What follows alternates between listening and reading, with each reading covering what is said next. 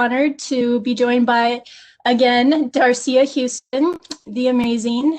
And if you would like to say a few words about yourself, I'll let you just talk about all your many talents and interests, Darciea. Awesome. Thank you all and welcome for participating, for coming, for tuning in. We are here to help with the ideas and the problems maybe that some people might have, the hiccups. We are here to eliminate some barriers for you all for the spring gardens. And also I'm not sure about Dr. Casey over there because, she's growing in big things, doing big things. But on my end, I'm also continuously experimenting and moving forward. And that is not just in the garden. That also means with holistic health and wellness, which is what I do. I also, work with schools, which, schools are kind of down right now. So we're unable to really interact. I can't even be in the gardens on some of the locations with the students. So that's been a little challenging, but I'm very, very engaged with the students. I have a curriculum called Hip Hop Crop Curriculum that will be rolling out at Roosevelt High School in the fall. I'm so excited about that partnership. But we are working currently with DHK Wellness Strategies at Lincoln High School in their culinary garden. But once again, the interaction piece is not there. So, farming has been very intimate, and I'm excited about that because I've been able to be one-on-one with earth, with nature, with my goals. And since we have a slide up right now with proactive and reactive, when we talk about holistic health and wellness and how it pertains to gardening and or farming, that doesn't always, as you know, mean in a actual yard or outside, but that could definitely mean, how you can create these environments inside. We'll talk about that later. But all of these ideas in gardening are for you to align your health. This is all necessary for you to be a whole person, for you to be holistic. And like I said, not that you have to be outside, but it is imperative to consume. And the easiest way to consume anything is if you are the creator, or if you're working with the creator of the actual product. And slow food. Being proactive means that I am trying to maybe grow this produce and I'm watching it grow. Not slow food as in I go to the grocery store and buy everything maybe processed or half processed, or I have to do some processing to get my product and it takes a long time. I'm making a stew. That's a slow food. But it's really slow when you actually are planting it and taking it to fruition and taking in the nutrients. So in proactivity, when Dr. Casey goes through her spill, please keep in mind, if you know you have heart issues, let's think about a heart garden. If you know that you have diabetes, let's think about a diabetic garden. Let's start concentrating and be very meaningful and intentional on how we move forward when we go to start our gardens this year. So thank you so much. Let's be proactive, and I will talk to you at the end. I love it. Yeah. And I can completely attest to that. I never liked mustard greens before I started growing them. So, but once you grow them, you're like, yes, gosh, I'm going to eat these. I know what it took to produce them. And they're good. They're good. Cool. So we're going to talk about several things today.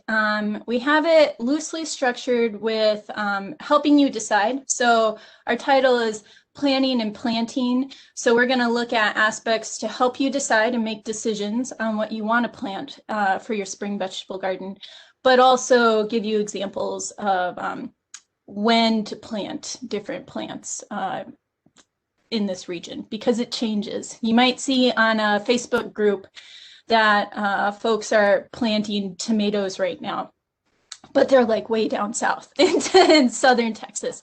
It's not that time yet for us. So we're going to talk about that. Okay, so let's dive in. Pros and cons of a raised bed. So this is some lovely Swiss chard that's growing at the Mountain View Slow Food community garden, like Darciea was talking about, Slow Foods. It's at the Mountain View campus, and there are multiple raised beds there. So when we talk about raised bed, this is what we're talking about, a bed where there's soil above the ground. It may be worked into the soil beneath, but typically it's got a layer of cardboard and then some soil added on top. And this has some benefits. You have more space for plants if you're working in a large continuous soil space like this. And because of that, there's higher water use efficiency. So the water that you are applying to those plants is being used a little bit more efficiently.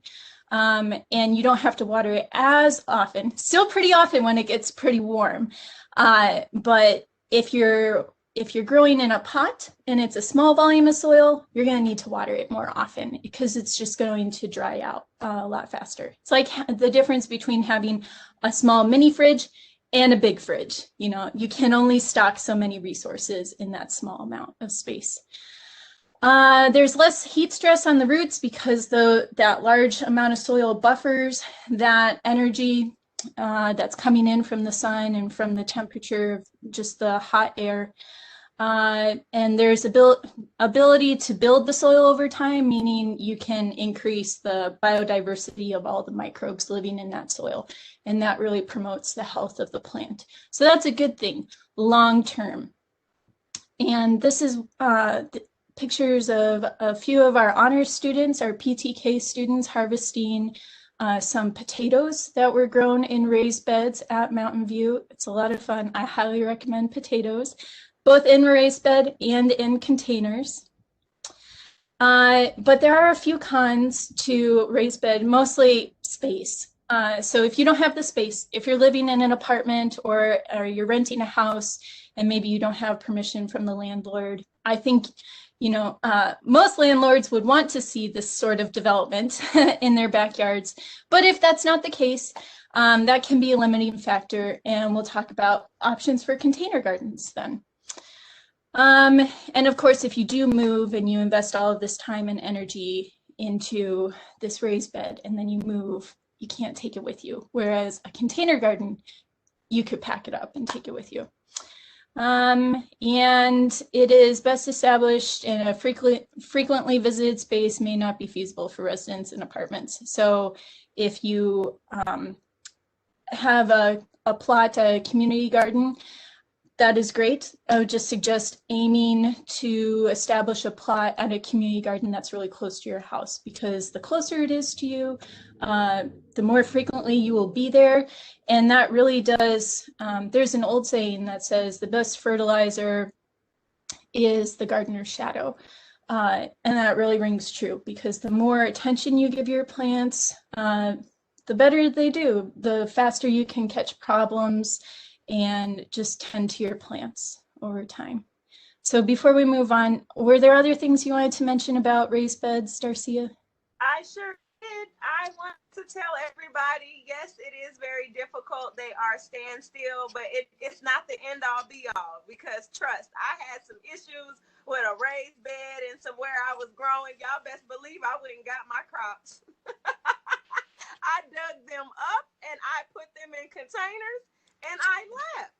So it is possible. It's just not, you know, the most feasible way to actually move your crops if need be.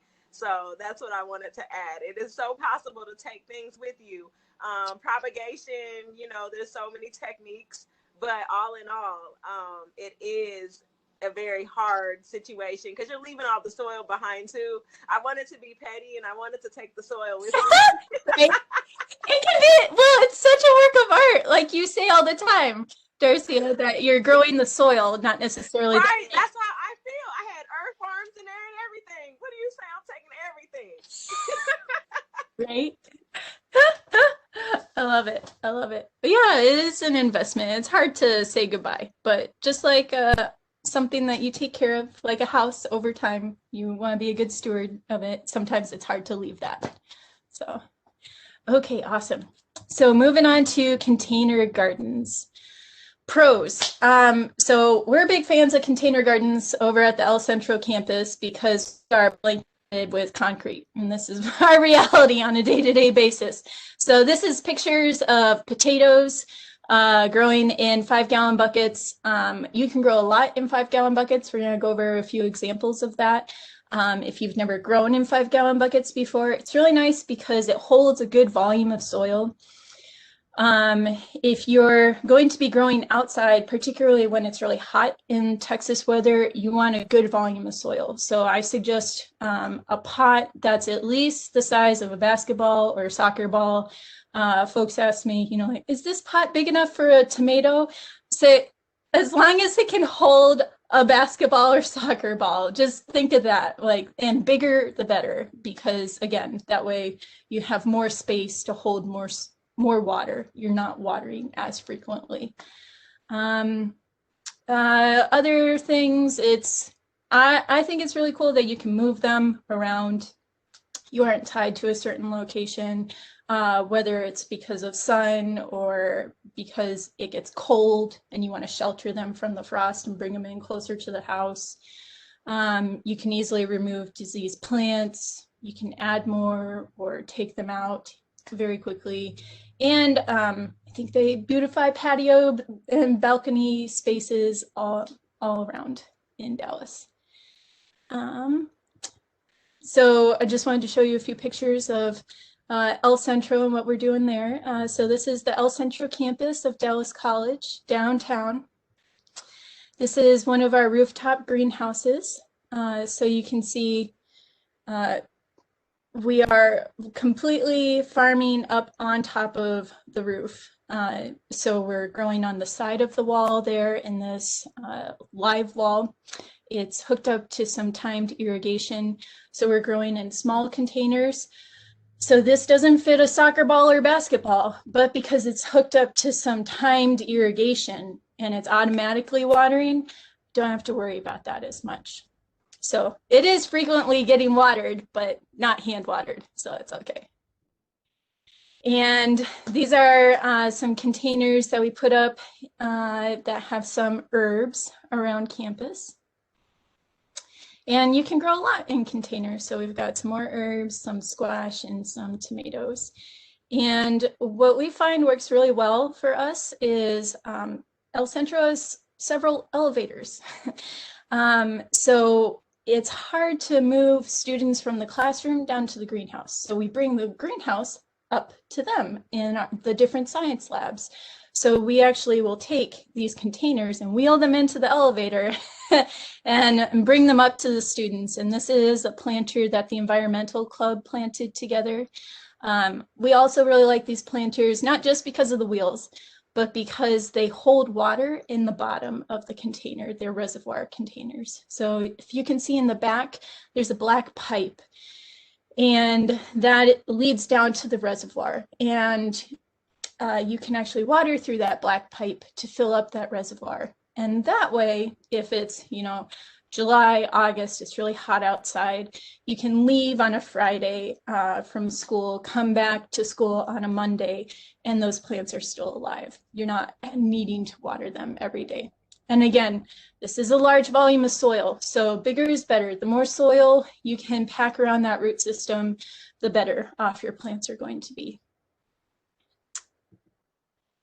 Cons, does need frequent watering, and it relies on a lot of really healthy soil. So potting mix, should say actually potting mix, not just soil, because soil has structure. Soil is what you step on, dirt is what's on the table. So potting mix is what we use in containers. And I'll show you some examples of that specifically. Just to help promote the health of those plants. And Tara, if I can go ahead for a second, there was a question, and I didn't want to get too far past it. Someone asked, so you're suggesting a basketball-sized amount of soil if using a 5-gallon bucket? At least. So you see this picture of the potato plant? I would fill it no more than this, because whenever you water it, the water can tend to run over the edge. So I leave that little lip to catch the water so that it can all settle down in there. But I would fill it up. Some folks try to save money and add some filler in there at the bottom so that you don't have to spend as much money on soil. but I think you're actually cheating yourself at the end of the day. Those plants are going to get really thirsty without all of that soil. So the more soil, the better. I would fill up that whole thing. But if you're at the store, if you're at a garden nursery and you're looking at containers, I would aim for a container that is at least the size of a basketball. That's where that analogy came from. Good question. And plants will die quickly if not watered during vacations or work trips. So if you do have plants in a 5-gallon bucket, you want to be sure that they're getting adequate water too. So we compare them to kids, you know, if you're going to leave, you make sure that they're looked after. Your pets, you always make sure they're looked after. Your plants, you want to be sure that they're watered while you're out so that they don't die by the time you come back. And this is a few pictures of the soil mix that you want to fill your containers with. So most soil mixes that you buy come with these 4 components. Sphagnum peat moss, which is an organic material, coconut fiber, coconut coir, which is a byproduct of the coconut industry. Both of these hold a lot of water. And perlite and vermiculite are added in there to increase the air in the pore space that's inside of that soil mix, so that when those roots are growing, they're able to access oxygen and airflow, which is really important throughout that container as well. So let me go back. Darciea, are there any additional things you want to mention about containers before we move on to planting schedules? I feel like...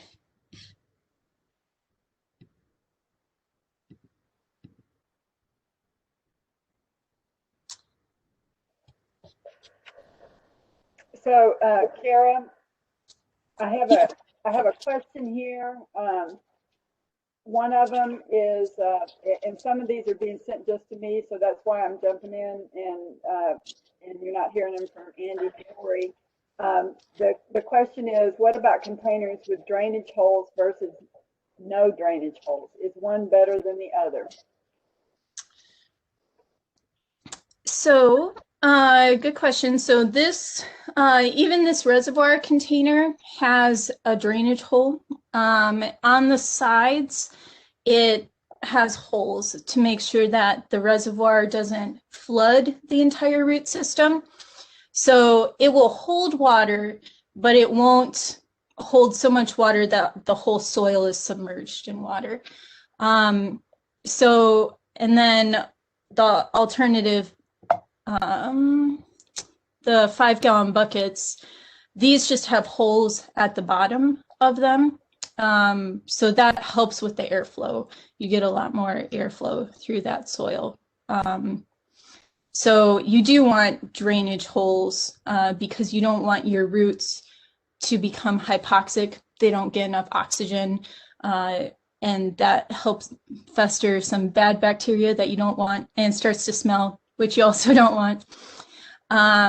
Darciea, did you want to speak to that anymore about the importance of air and drainage?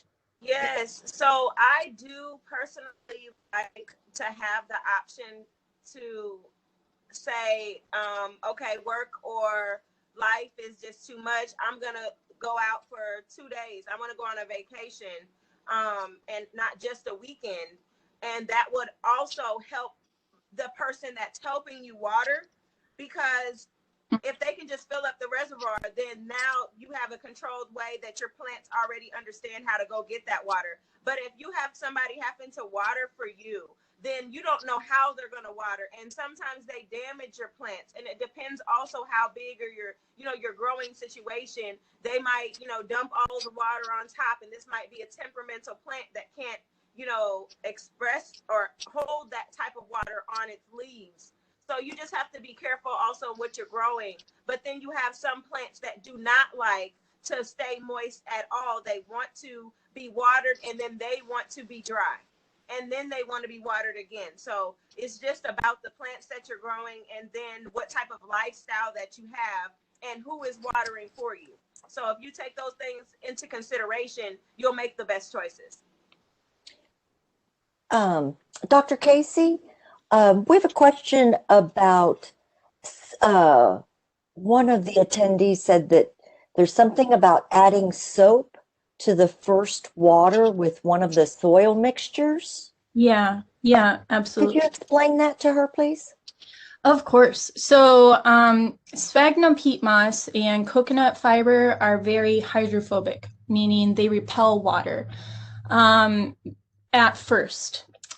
So what we do is in that first watering, we add a little bit of Dawn, a little bit of dish soap, just to break the surface tension. I'm not sure if any of you have seen the experiment before where you take water and you put some pepper on the top and then you add a little bit of dish soap and it breaks the surface tension and all those pepper particles split to the outside. And it's really cool. So if you haven't seen that before, definitely recommend it. It's pretty cool.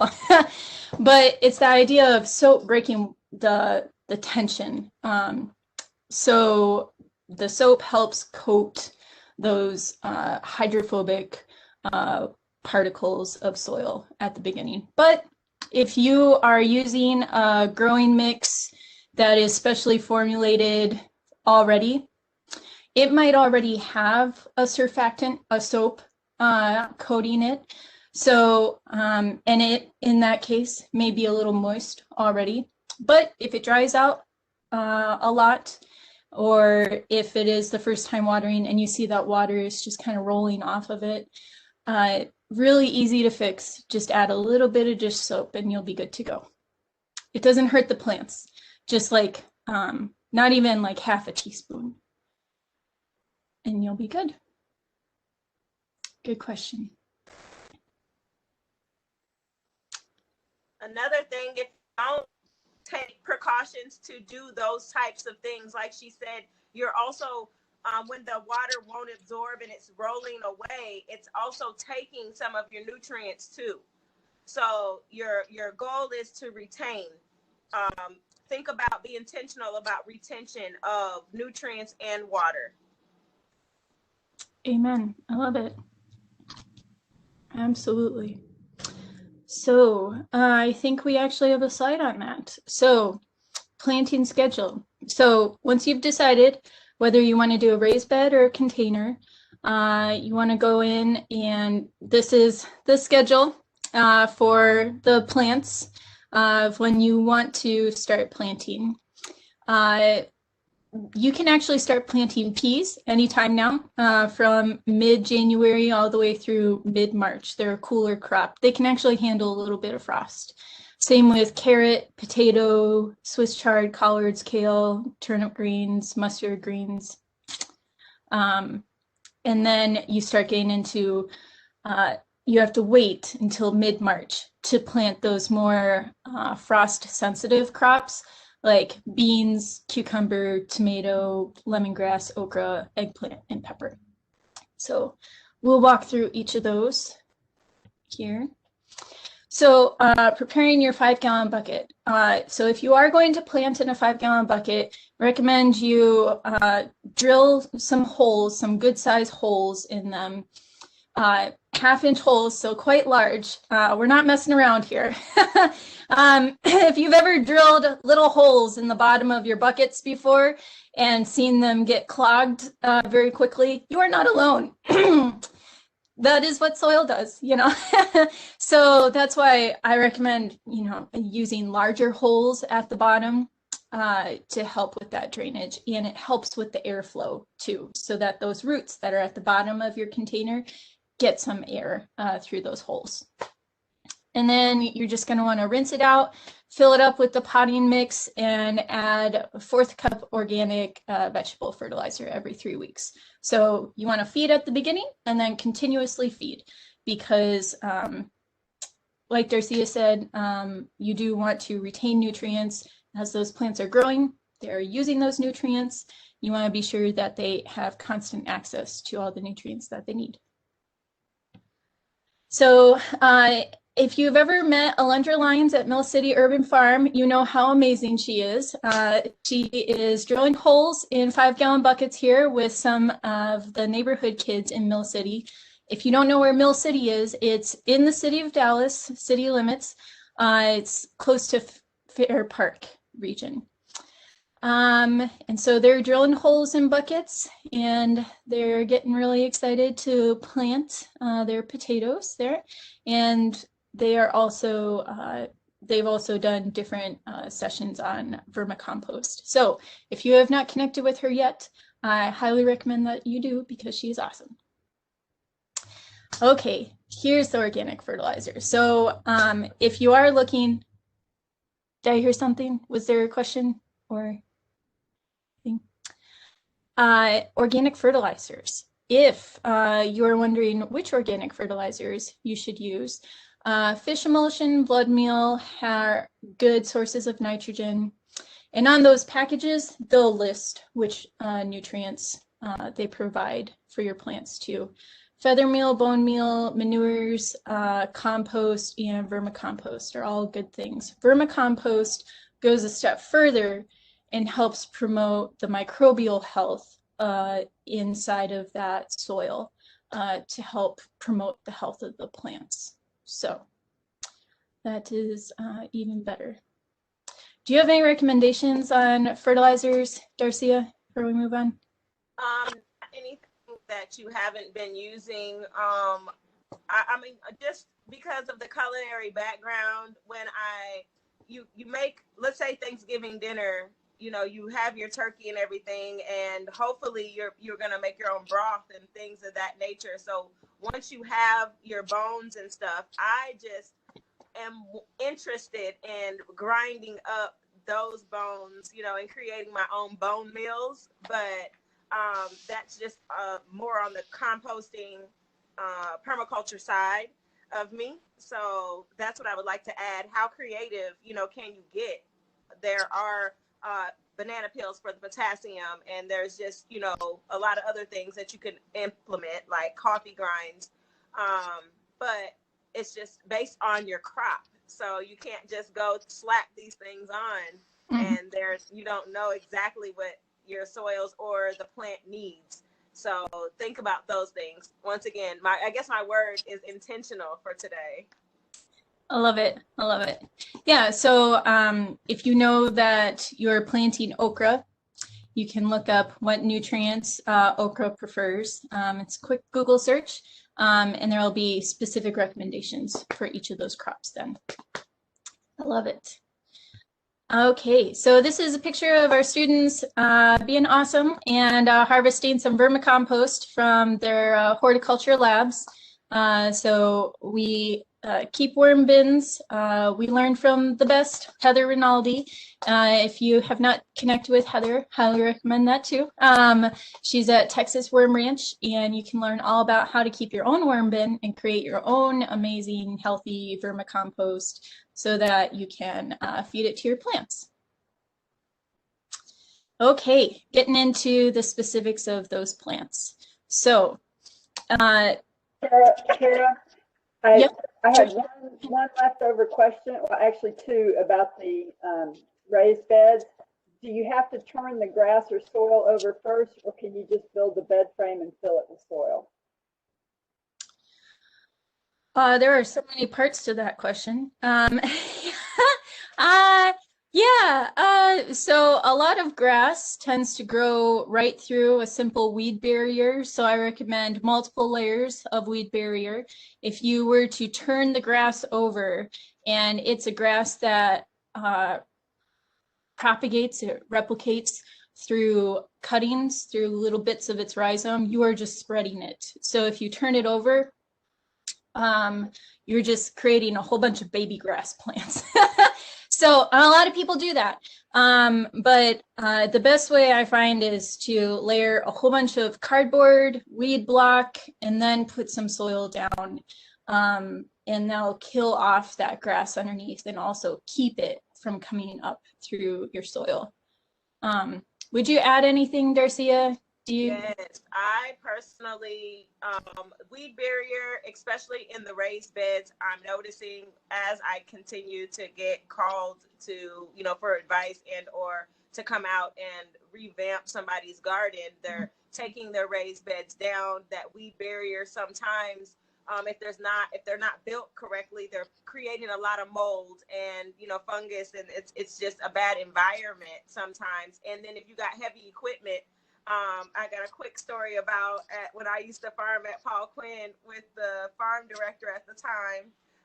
We had just gotten a tractor, but not really understanding that the whole field was tarped at one point in time. So every time we went to go use heavy equipment, the equipment was broken because of strands of something. So just be careful of the things you're going to do eventually with this land. When you choose barriers. But I personally love to use cardboard on the edges of everything, but I like to layer wood chips. If you could get wood chips right now and then get some more wood chips, soon, and then add your soil, because when you start weeding with the wood chips there, those weeds are so easy. They're like butter. I mean, they just come out, you just feel like this is the life. And it's not until you don't actually use that mulch and magnitude, or those wood chips and magnitude, that you feel like, you're out there like digging in the land, and it's just hard. So make sure that those wood chips are there to be able to have easy weeding. The cardboard eventually will break down and change. That's like ecological restoration on its own right there. But I'm with the no-till club. I'm with the no-till gang. I'm a gang member of no-till, And so Soil conservation. I don't want to till is because digging is also not just replanting other grass. I don't want to be a grass farmer, but it's also bringing up toxins. And of course, soil testing is important, but I just want to leave it there where it's at, build on top of it, and let the land on top heal the land below. So the land is your medium. It heals you and it heals the actual earth. That's what I'd like to say. I love it. Love it. And also weed early and often, because if, like Darcia said, at first, they come out like butter, but if you allow that grass to establish itself and, it's so easy to procrastinate on weeding. Be like, oh, next weekend. Oh, it's raining this weekend. Oh, next weekend. But that gives them more time to take root and really spread. And they spread underneath the soil before you see them above. So it can get out of hand really quick. So I love it. We're going to walk through a few examples of what logistically this looks like in a container garden for different plants. You can extrapolate this to what it would look like in a larger scale for a raised bed. This is about the spacing you would want to aim for. And just note that a few of these plants do require a tomato cage, just some kind of trellis support to give them space to climb. It's either a support for their stems or to help prevent disease, so that there's not like mildew and fungus forming on those leaves as they're wet and against the soil. Okay, so peas. You want to aim for about 10 seeds within a bucket, and then thin them out if they're too crowded. But peas like to vine, and so they do appreciate just a tomato cage of support. If you're looking for varieties, these are the varieties that AgriLife recommends. Got these from the kindness of Jeff Raska, recommendations from him. So if you would if you would like to just screenshot these as we go through, they will be a quick reference if you ever need them. Okay, so that's peas. Moving on. While you're getting the other one, shout out to Jeff Raska. I really appreciated his knowledge, the way he could give information and I could receive it and retain it. I guess like watering me, I guess. But in the Master Gardening Club or program, horticulture program, he was the best instructor in my opinion. I hadn't heard his name in forever. So I'm excited about that. Yeah, he is a cool guy, that's for sure. Absolutely. And carrots, 12 seeds. So just space them out throughout that bucket there. Carrots do appreciate some good soil. So if you're growing them in a container in that nice fluffy potting mix, they do appreciate that. They don't do so well in compacted soils. So if you're growing in raised beds and find that your carrots aren't doing so well, maybe try growing them in a container with some good potting mix and see if that makes a difference. And these are a few Dallas varieties that are recommended. Potatoes. I love growing potatoes in containers. You do want to plant them a little differently than you would other plants. So you're going to start with a seed potato, and you do want to cover it with about 4 inches of soil, but then you want to wait before you fill the rest of the bucket up. You want to let that shoot break through the top of the soil and then continuously mound soil on top of that shoot as it grows until it fills the bucket, because that promotes the long stem growth of that potato. And potato tubers are actually extensions of the stem. So the longer you can stretch that stem, the more nodes are buried underground, the more potato capacity your plant will have. Potato forming capacity. Dr. Casey? Yes. Would that also apply to sweet potatoes? So great question. It does not, because sweet potatoes are tubers that form off of the root system. They're a little bit more like, if you can picture in your mind, carrots grow. They're really fat roots. Sweet potatoes they're just really fat roots. They're modified roots that have some starch and storage in them. So if you plant sweet potatoes from slips, from little transplants, I would plant them. You can do them in a container. I've done them in a container. I've grown them in a container last season, and they did really, really well, actually. Just fill them up with, fill the container up with soil and transplant those slips in there, and you'll be good to go. So good question. You don't need to mound them the same way. Is there a specific time of year those should be planted? Yeah, so sweet potatoes are sensitive to frost. So we usually wait until like April, May to plant sweet potatoes. Thank you. And you can even plant them. We planted some at Mountain View in June last year, and they did fine too. So. The coolest thing about the sweet potato and the potato is a nightshade. So a lot of people are extremely sensitive, and that means, you know, with the nightshade situation, it just needs a little different, it needs a lot more night, shall I say. But with the sweet potato, those leaves are edible. So you want to give it as much room as possible to do what it does so that you can reap the benefits of the sweet potato leaves. Unlike the potato, you cannot eat the potato leaves. So that's the cool thing.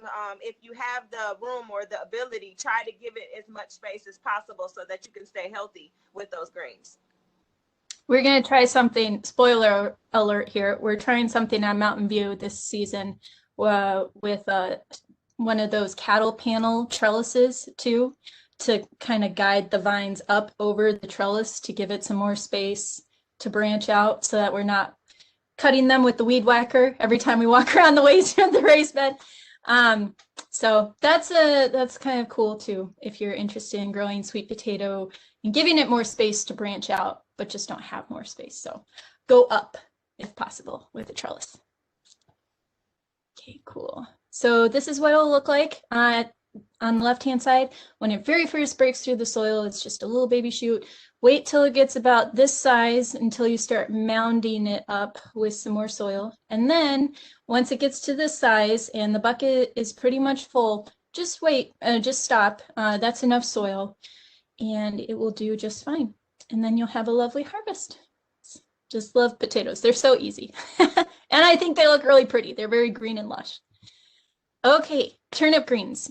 So turnip greens, you want to aim for about 8 seeds. And these are the varieties that you want to aim for.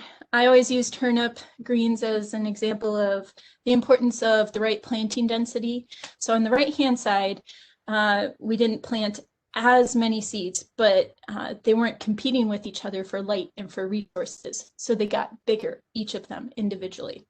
On the left-hand side, there are a lot of seeds planted, and all of those little baby plants are competing with each other for all of the resources in the soil and for the light. So I recommend, for the best bang for your buck, space out the plants, and this will also help prevent disease. Because you can imagine, if you've ever tried growing microgreens before indoors, mold can be an issue. Because that canopy is so dense in there, it holds so much moisture that mold just really loves to take off. And that happens outdoors as well.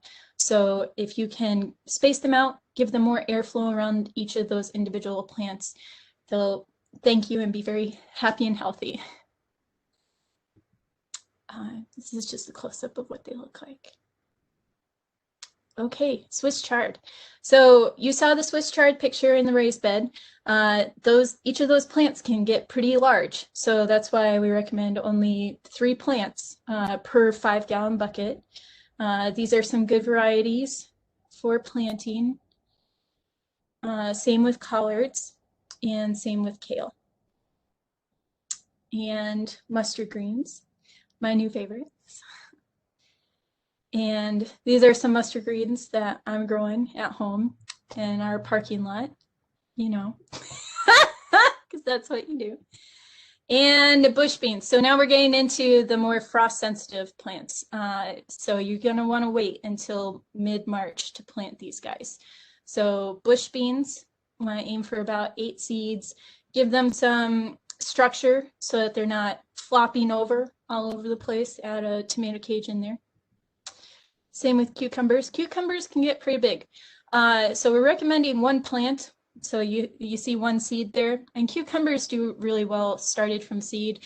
You can also buy the cucumber starts, but cucurbits, the squash family in general, doesn't do as well with transplanting. It can be done, but if you want to start from seed, it's a more economical way of going about it as well. But you might want to start 2 or 3 seeds. If one of them gets eaten by a squirrel, then it's okay, and you still have 1 left over. But cucumbers can get pretty large, so that's why we're recommending just 1 per 5-gallon bucket. Tomatoes, you want to transplant outside. So if you're starting from seed, you want to do that indoors. And actually, you're supposed to start tomato seeds indoors 4 to 6 weeks before you transplant. So this is perfect time to be starting those seeds indoors right now. Didn't talk too much in our slides about seed starting indoors. Tomatoes can be a little tricky to start indoors, but the main hurdle that people face is light intensity. What do I mean by that? Making sure that that light is really close to that soil so that when the shoot comes up, it has adequate light and it doesn't continue to elongate looking for a light and become what we call leggy or etiolated because it just doesn't have enough light. And that's why if you've ever started seeds indoors and they look really long, gangly, they flop all over the place, they're like not even green all the time. It's just a light issue. And then, yeah, so. They like heat too, so that, I mean, it serves 2 purposes. The light, you know, for them not to reach and look, but they also love that heat for germination. I love it. So true. Yeah, tomatoes like those heated mats for seed starting. Sounds great. And here's a few recommended varieties from Jeff Reska, the Bush Early Girl Hybrid, Celebrity Hybrid, and Heatwave. Cannot stress enough, you want to wait to plant your tomatoes. You might see them in the nurseries right now, some nurseries, not all. But if you do plant or have planted them already or gotten them, just make sure you cover them when it gets cold, because they are very sensitive to frost. So if they're in the ground already, just make sure that you cover them with a blanket, a sheet, whenever it gets really cold outside, because they don't like the cold. All right. Same with lemongrass. It is sensitive to the cold, but it's just a fun thing to grow. If you've never grown lemongrass before, it does really well. Okra, you can't grow okra in a 5-gallon bucket. I have grown several okra in pots, and they do really well. Just make sure you're keeping it watered when it's really hot outside. And these are the recommended varieties. Again, probably start a couple more seeds than just one, but aim for one final plant per 5-gallon bucket so it has enough soil. Eggplant, just like tomato and pepper coming up here, you want to make sure you're transplanting. So I would not put a seed out there. You want to put a transplant in this container and add a cage just to give it some structural support. Those eggplants, when the fruit forms, can be kind of heavy on the plant. So just add a little structure. These are the recommended varieties. And last one, I think, is pepper. So you want to be sure you are, again, waiting to transplant these guys. They don't like the frost. We did add in a tomato cage there for support. Some pepper plants get really big, really tall. And if you allow the fruit to set, it can stay on the plant a while before it starts going bad. I mean, they can hang out for forever, but then the plant gets really heavy. And I think that the plant forms more fruit if you pick it. It kind of encourages it to create more blossoms, set more fruit. All this to say, the tomato cage is optional, but if your plants are pretty large, you might find it helpful, especially if it's windy where you are. Those are the recommended varieties. And some pepper plants will last all the way up through the frost then in October. Mine did. They last, I think it was shishito and jalapeno. And the eggplant, I didn't put cages on them this year. And I was surprised. They did get heavy. I just made sure to try to harvest so they wouldn't be heavy because I didn't have the tomato cages. So if you don't have what you need, you can also just make things, sticks and stuff like that. And it can be cute. So the aesthetics can be there. Yeah, homemade trellis. I love it. Yeah, it's awesome. All right. So I am back here again, and I've been working very, very hard in the southern sector of Dallas to encourage, whether they be at one point in a time when I used to manage the WIC clinics for 3 years with the Ledbetter and the Buckner location. My idea was, as a farmer, I'm going to come to market and I'm going to not only with this culinary background show you how to cook some things really fast, I also want to show you how to cut this so when you get home, you can regrow it. Mm-hmm. So whatever you don't regrow can go to compost. I do have this permaculture mind frame because my education comes from Cuba. And I am so in love with the idea that nothing really has to go to waste and there's nothing that is should be considered old. It definitely could be recycled. So here we have some window cilantro. And cilantro was my favorite herb, but it's no longer my favorite herb. And we will definitely talk about it and talk about why. I found a whole nother plant called culantro that I love better. So me and cilantro have a love-hate relationship right now because I can't cook with it in the same ways I can cook with culantro. Next slide, please. So here we have some bok choy. This is store-bought, but this is a replica of what I do when I'm at market or I have volunteers on one of the farm sites that I'm at. I will show people, hey, go ahead and cut this. This is bok choy. How do I cook it, ma'am? Girl, go ahead and act like you got some cabbage and some cornbread.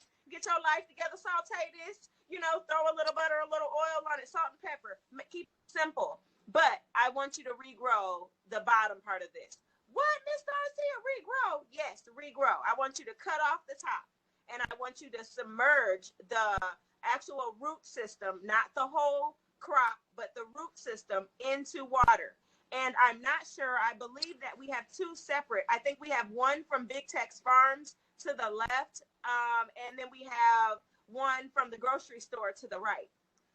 So these, the Oak Cliff Veggie Project had a donation from Big Tex Farms, and I went and got the one to the left that has the hydroponic cube on the bottom. So it was grown differently than the other one. Next slide, please. So I replanted these puppies outside, and they did phenomenally. I could not believe that I got 2 more harvests off of the bok choy. The one from the grocery store did great. It did a lot better than the one from Big Tex Farm, and I think that that was just positioning. I think that because it had that bigger root system on the bottom of it, I didn't place it properly in the soil, and I don't think it was positioned correctly, in my personal opinion. But I even have celery in there, and I also do green onions. But here, oh, we can go to the next one. So radicchio. A sister can't stand radicchio. Radicchio gets on my nerves. I couldn't stand when I used to buy the Dole packages when I thought I was, you know, like starting my journey of holistic health and wellness. You know, I used to buy everything in bags. And so I went and bought the bag lettuce, and they would always have this red stuff in there, and I thought it was red cabbage, but it ended up being radicchio, and it's horrible to me. I hate it. But I was working on cardio this particular month, so I said, I'm a boss up. I'm gonna go ahead and I'm gonna chew this thing every day for a week. It ended up getting better. I cut it in half, and I submerged it in some water on these ones right here. And this is store-bought. I'm growing it this year. Go figure. Next slide. So as you can see, it's already starting to grow. And this is like a week, not even a week later, I already have a full-fledged radicchio plant growing. Next slide. There's that good old rooting system. So I just stuck it in there, you all, and it just decided, it said, oh my gosh, I want to live. And it just started going and going, and it was an amazing transplant. Next slide. So that's the end of that. Also, the idea being that the things from the grocery store are free because, not because they don't cost, you're already getting ready to use them. So it's free because now I know that I wasn't going to eat this part anyway. So how about I just, you know, maybe 10%, a little less than I would normally eat. I would keep maybe 20, 30% as yield and regrow that because I was going to waste X, Y, and Z amount anyway. And with your green onions, with your carrots even, this is what I go around talking to students about. My favorite outlet is the alternative schools, Lee Tot and the DeSoto Alternative. The community and the teachers and even the staff, along with the students, were so engaged in this particular practice right here. So thank you so much. This is Holistic Health and Wellness. Be whole in the sense that you want to plant it, you want to consume it, you want the nutrients from it, and you want to regrow it and or compost it. Thank you. I love it. Love it. Awesome. And on that note, we'll just wrap up and say, if you want to learn more or complete a whole degree in urban ag, that's totally possible. And you can get a jump start on your bachelor's degree here at Dallas College. We're offering 8 brand new agriculture courses.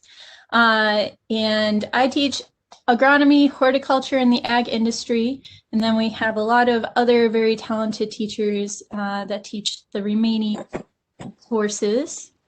And highly recommend keep in touch with us outside of class as well. Follow us on social media. We are there. We'd love to connect with you.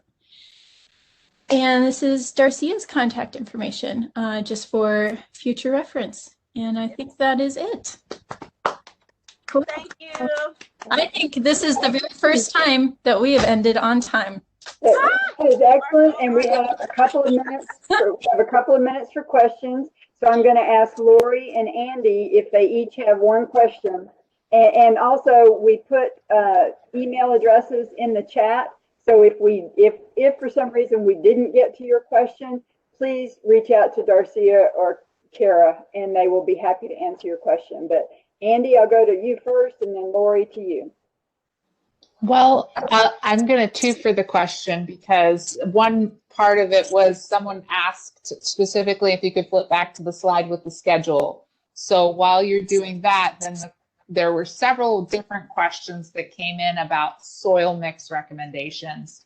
Because somebody saw that you were using newspaper, would you recommend that as topsoil? Or, you know, mixing peat moss with compost with vermiculite? Is there thoughts on or suggestions? Yeah, I'm not as knowledgeable about soil mix. So I love it. I love it.